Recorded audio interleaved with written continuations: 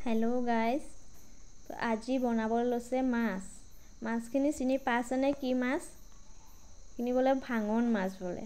মই চিনি নাপাওঁ ভালকে পিছত কওঁতেহে গম পাইছো যে ইয়া ভাঙন মাছ হয় তো মাছখিনি কেনেকৈ বনাবলৈ লৈছে চাওকচোন আপোনালোকে তুমি নিমখ দি ধুই লৈছে মাছখিনি নিমখ দি ধুলে বলে মাছটো পুতুককে চাপা হৈ যায় মানে মাছখিনি নিমখ দি ধুই লৈছে से निमख हालधि दिले तेल गरम होसेही माछखिनि दी दिसेही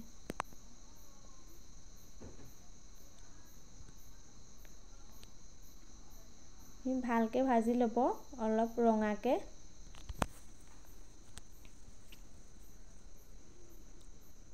भाजी होसेही नमाई निसे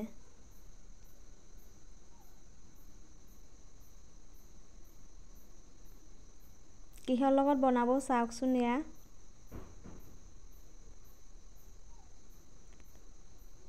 मटर आलू फुलकबी लगत आरो बिलाहियो দিব तो तेल गरम हली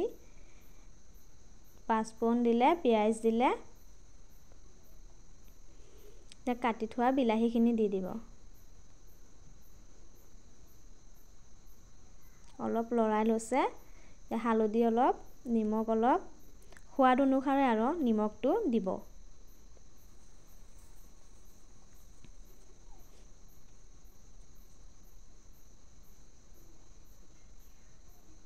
জিৰা গুৰি দিছে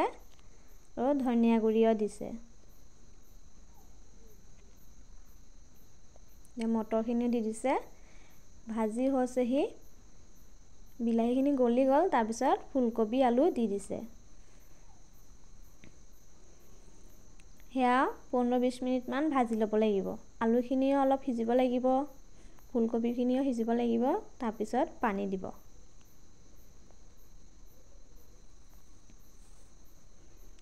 पानी दिले रेसिपिটো চাই কেনেকুৱা লাগিছে জনাবচোন আপোনালোকে তে অলপ উতলাৰ পিছত মাছ দি দিছে মাছখিনি দিয়া 15-20 মিনিট মান বইল কৰিব লাগিব সিজাব লাগিব আৰু বস্তুটো তে মাছৰ ঝোল হৈছেহি তা নমাই দিছে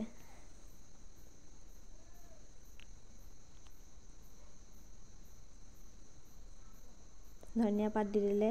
তা নমাই দিব